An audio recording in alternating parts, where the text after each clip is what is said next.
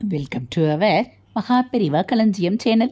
இன்றைக்கி நம்ம மகாபெரிவா மகிமையில் கண்ணனை போல ஒரு கிராமவாசி பெண்ணுக்கு பெரியவா வழங்கிய ஆடைக்கதை பற்றி தெரிந்து கொள்ளலாம். கர்நாடகம் மகாராஷ்டிரம் எல்லை பகுதியில் யாத்திரை செய்து கொண்டிருந்தார் பெரியவா.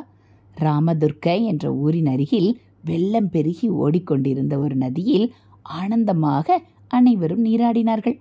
பெரியவா நதிக்கரையில் கண்களை மூடி உட்கார்ந்து கொண்டு ஜப அனுஷ்டானங்களை செய்ய தொடங்கினார். அனுஷ்டானம் முடிந்து எழுந்திருந்ததும் தன் அருகில் இருந்த 2 சிஷ்யர்களை கூப்பிட்டு, உங்கள் மேல் தொண்டுகளை கீழே போடுங்கள் என்று சொன்னார். மிகவும் புதுமையான உத்தரவு, ஆனாலும் நிறைவேற்றப்பட வேண்டிய உத்தரவு. பெரியவா சுற்றுமுற்றும் பார்த்தார். மக்கள் நடமாட்டமே இல்லாத அந்த பகுதியில் ஒரு சிறுவன் காணப்பட்டான். 7-8 வயது இருக்கும். பெரியவா அவனை அருகில் அழைத்தார். அந்த நதி மேற்கிலிருந்து கிழக்காக ஓடிக்கொண்டிருந்தது. 2 கரைகளையும் தொட்டு கொண்டு அசாத்திய வெள்ளம் சுழித்து சுழித்து படுவேகமாக ஓடிக்கொண்டிருந்தது.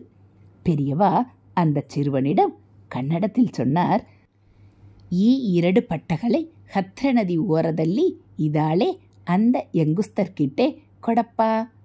இந்த 2 வஸ்திரங்களையும் ஆற்றோரம் உட்கார்ந்து இருக்கும் பெண்ணிடம் கொடு என்று பொருள். அந்த சிறுவன் 2 மேல் துண்டுகளையும் எடுத்துக்கொண்டு மேற்கு நோக்கி சென்று கழுத்தை மட்டும் வெளியே வைத்து கொண்டிருந்த பெண்ணிடம் கொடுத்தான். அந்த பெண் அரை மணிக்கு மேலாகவே உடல் முழுவதையும் தண்ணீரில் மறைத்து கொண்டு ஆற்றோரத்தில் உட்கார்ந்து கொண்டிருந்தாள். வெள்ள வேகத்தில் கட்டியிருந்த ஆடைகள் போய்விட்டன. வெட்கம், எப்படி வெளியே வருவது, எப்படி வீட்டுக்கு போவது? படிப்பறியா மக்கள்தான் என்றாலும் பண்பாடு மறக்கவில்லையே.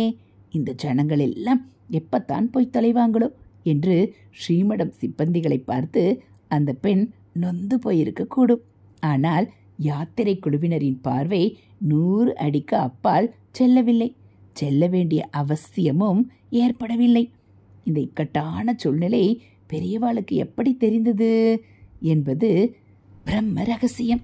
இதுபோல் மகாபெரிவா மகிமைகளை நீங்கள் தெரிஞ்சுக்கணும் அப்படின்னா மறக்காமல் நம்ம சேனலை சப்ஸ்கிரைப் பண்ணுங்கள். கூடவே பெல்லைக்கானை கிளிக் பண்ணி ஆள்கிற பட்டனையும் அழுத்திடுங்க.